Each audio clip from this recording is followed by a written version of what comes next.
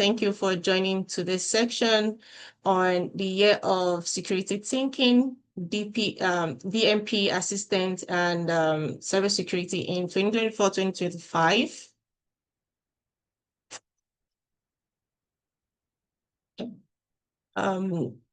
The Alliance seeks to provide a welcoming, engaging, and safe community for everyone. Discriminatory language is not appreciated in any venue or platform. The Alliance does not tolerate harassment in any form. Harassment is understood as any behavior that threatens another person or group or produces an unsafe environment. We thank you in advance for your ongoing efforts in keeping our environment safe and welcoming. So Marcus, I would like to introduce our presenter. His name is Marcus. He is the product lead data management planning with the Digital Research Alliance of Canada, where he oversees strategic and development of DMP Assistant, a national bilingual platform to support researchers developing data management plans. Marcus holds a graduate degree in computational social science, substantially focused on politics and data science. He has an extensive experience in technology and academic setting. Okay, so I'm going to stop sharing my screen and allow Marcus to take over from here. All right, thank you so much, Christiana. And we're just gonna share that. I think we're looking good. Few people that I can see. So thank you so much for the introduction. I'm Marcus Close, and I'm the product lead for data management planning. And this is the year of security thinking. Before I get started, I just want to acknowledge that I'm presenting from Toronto, which is covered by Treaty 13 and the site of the Toronto Purchase. I want to acknowledge the land that I'm presenting from is the traditional territory of many nations, including the Mississaugas of the Credit, the Anishinaabe, the Chippewa, the Haudenosaunee, and the Wendat peoples, and is now home to many diverse First Nations, Inuit, and Métis peoples. I want to acknowledge that Toronto is covered by Treaty 13 with the Mississaugas of the Credit. So I think that it's just helpful for me to provide a little background as I get going. So on the right, you'll see a picture of me out in the wild experiencing a normal amount of joy inside on a carousel. I am a former researcher. I worked on topics related to diversity and representation. I've taught courses in Canadian and comparative politics at the University of Toronto. And I spent a lot of time thinking about and working on machine learning and technology applications to political problems. And I got involved in research data management during graduate school when I collected a novel data set to describe the diversity of legislatures in advanced industrialized democracies, which led to a need for a data management plan, and I encountered DMP Assistant for the first time. When I began to transition away from academia, the Alliance became a target landing place, and I was fortunate enough to find myself here. So for a little bit of structure to today's presentation, I'm going to basically just tell you a story over the next few minutes. It's going to form a chronology that's set for the rest of the year of security thinking, and ultimately what we know beyond that year. So just to acknowledge again, the presentation style is going to be sort of a chronological storytelling. I believe that we're most engaging when we speak from our personal experience, and that's what I'll be doing with most of my time today. And I will make a fair number of cultural references that you may or may not recognize. The more obscure, the better. And so away we go. A little background. By now, you've heard us say DMP Assistant a few times. En français, l'assistant PGD. DMP Assistant is our national bilingual platform for producing data management plans. So we have a software offering that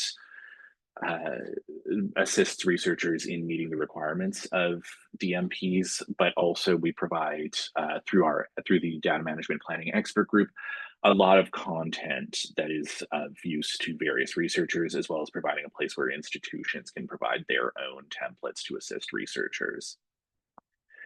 There's a number of existing challenges. I've been in my position for about a year and a half now. Before that, I worked for 6 months on the DMP Assistant service team in the distributed workforce. And so a lot of this was relatively new to me as I was coming into my position last fall.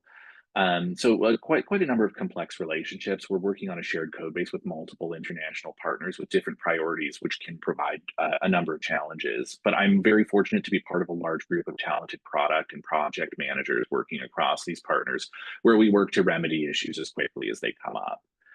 We have struggled with historical stability of the offering, and so internally, various factors have created impediments and challenges, particularly as roles and responsibilities have evolved over the last many years.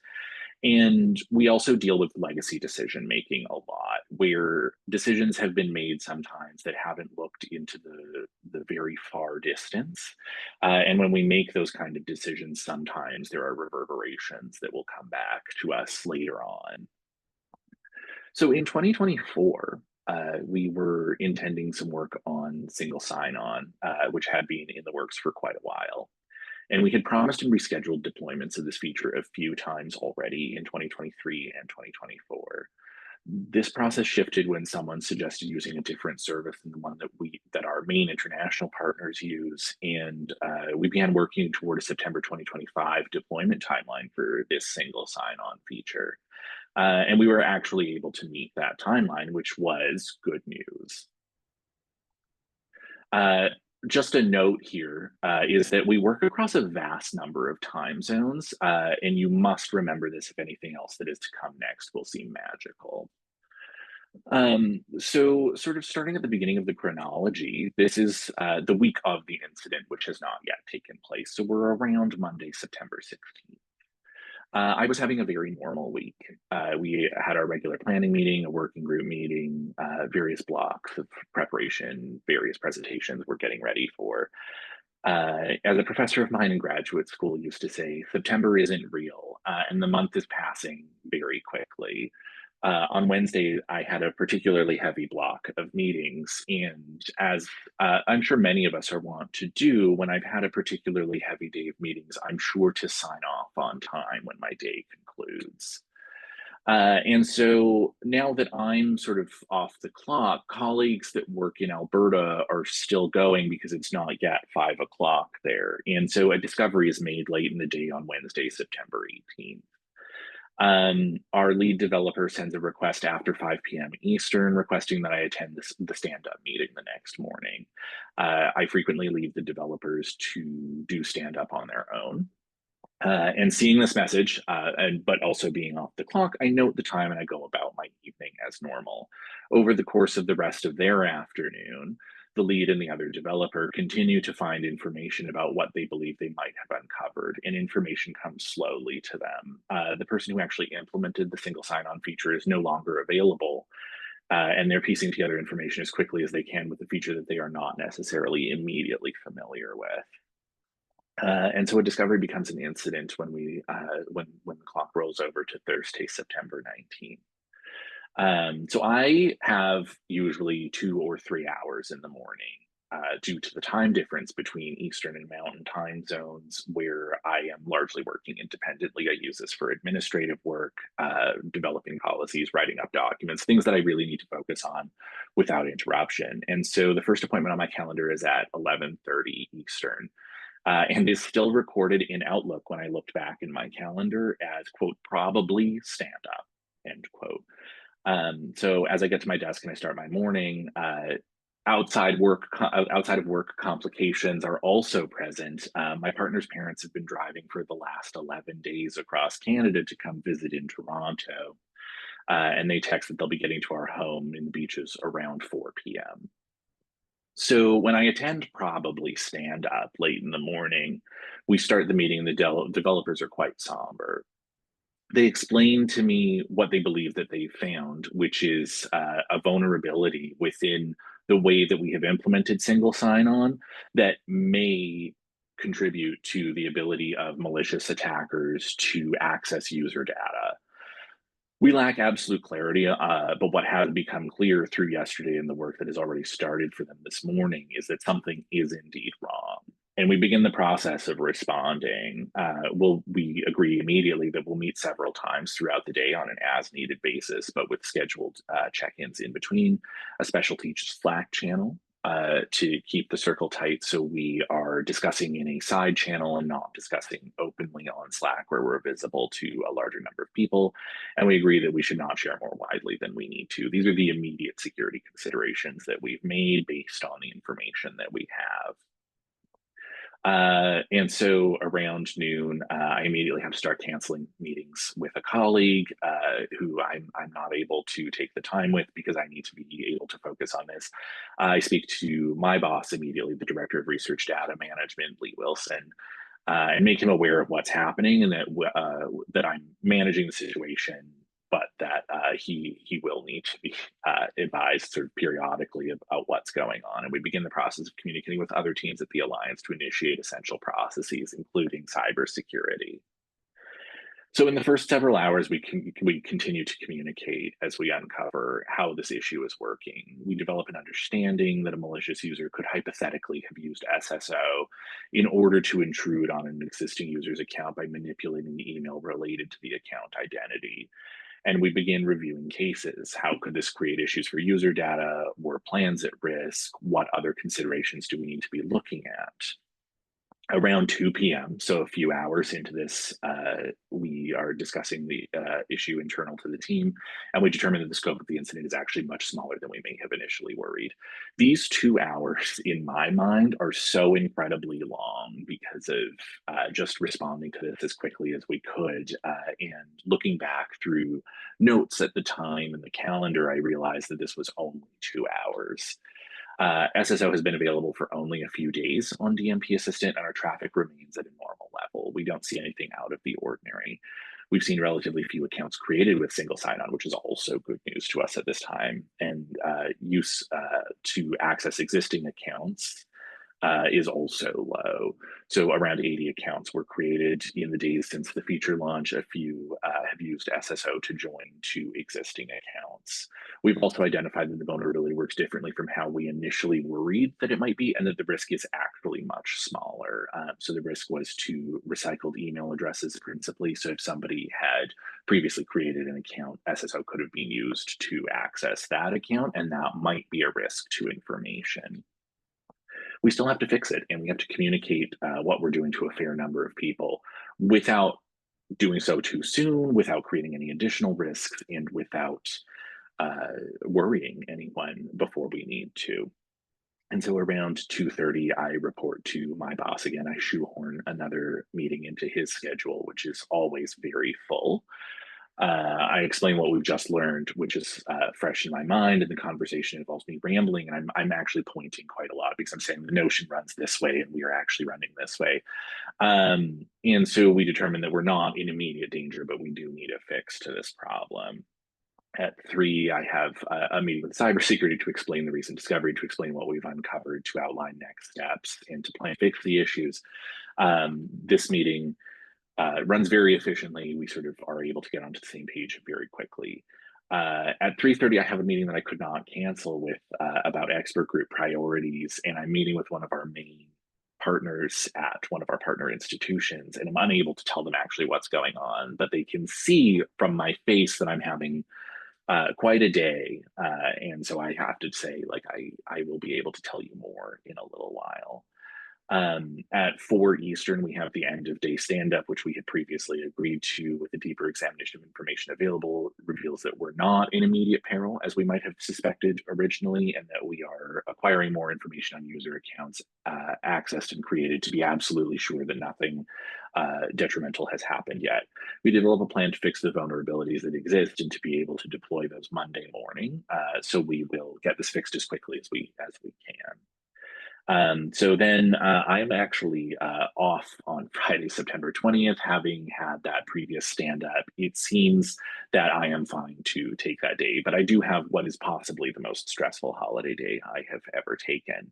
And so in the morning, while my partner's parents and my partner are sort of doing various work tasks, I take the opportunity to just sort of get on my work computer and to review some of the logs that we've generated fairly quickly. I'm able to confirm at that point that we don't believe there have been any exploits of this vulnerability.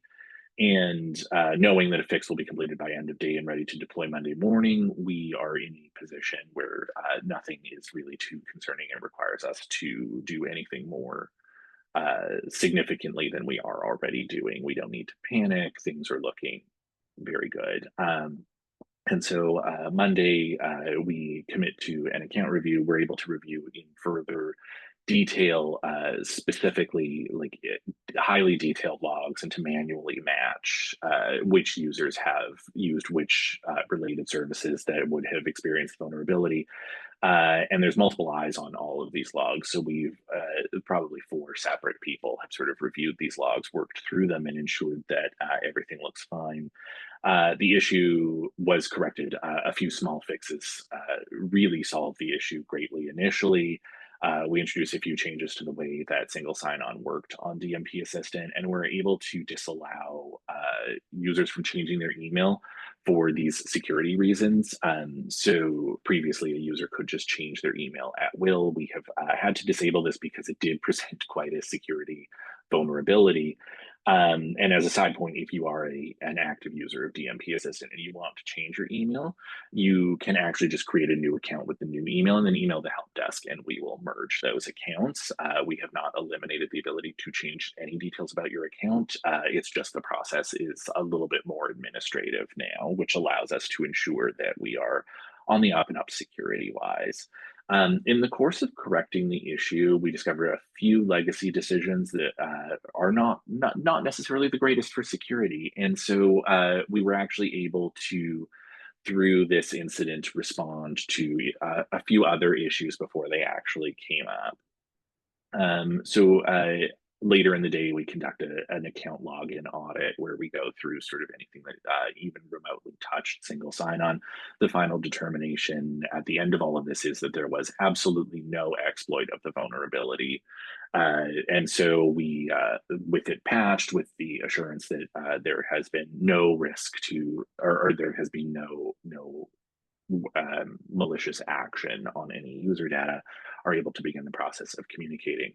And so this brings us to Tuesday, when just by coincidence, we happen to have the DMP Assistant Administrators Group meeting scheduled, where we meet on a regular basis with administrators at institutions who are running institutional or organizational groups on DMP Assistant. And on this occasion, beyond my platform updates, I provide an update on the incident and sort of advise this group. We explain openly what happened, why this was not communicated initially, and what we have done and are doing to remedy this now and in the future.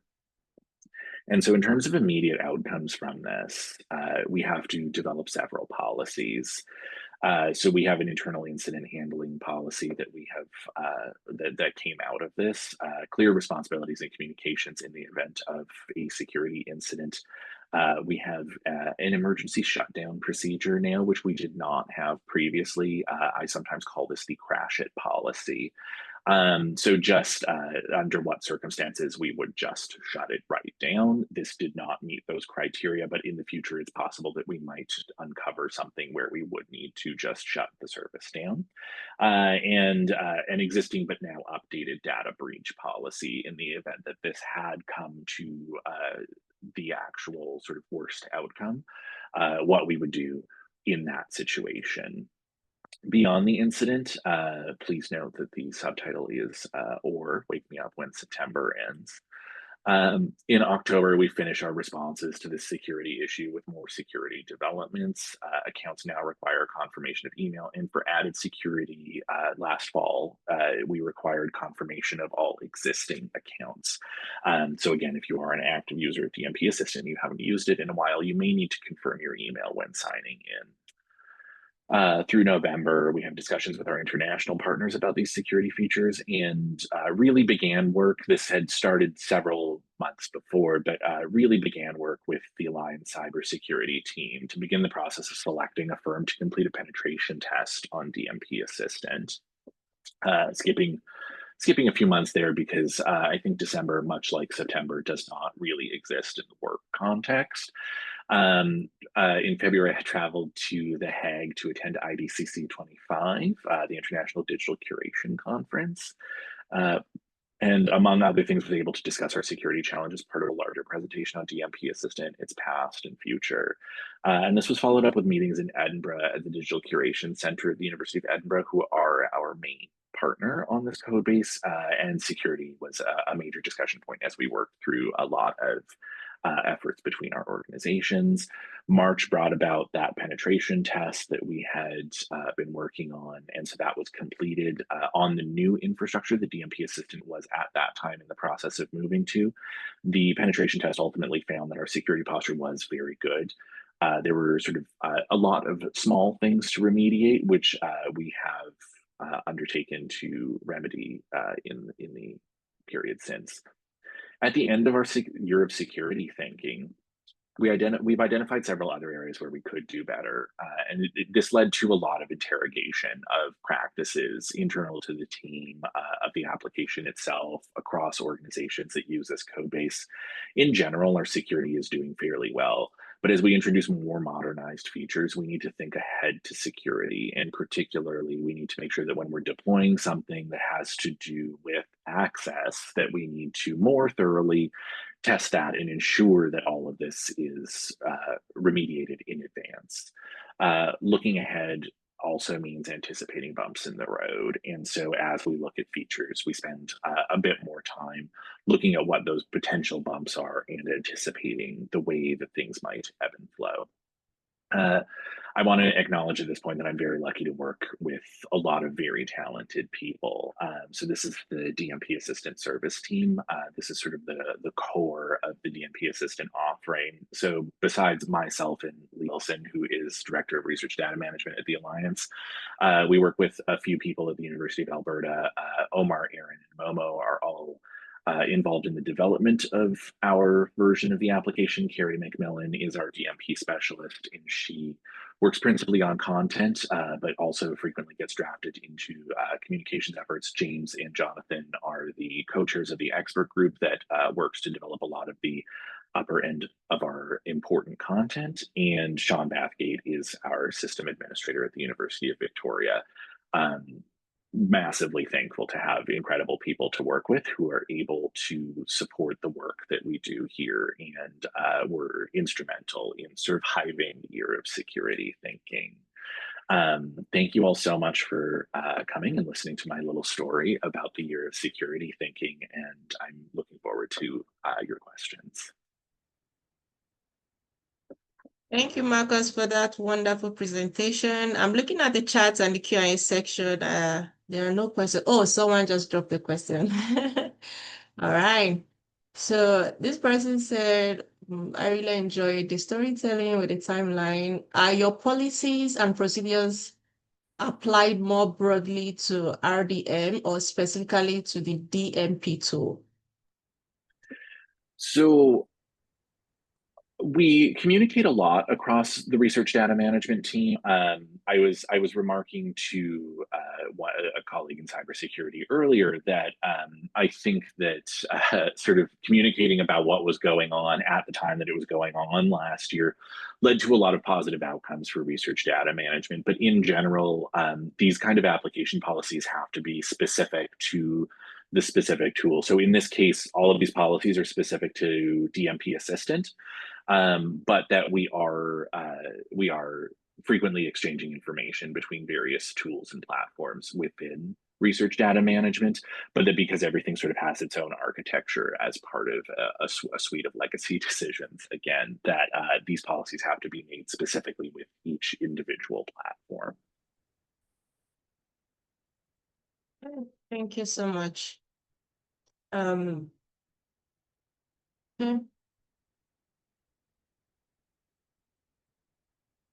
So there are no further questions. We'll probably just give it a minute or two to see if other participants are actually typing in their questions.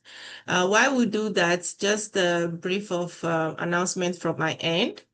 This October as well, AWARE is our cybersecurity month and awareness month, and we'll be having lots of people come up to make several presentations, touch base in different aspects of cybersecurity.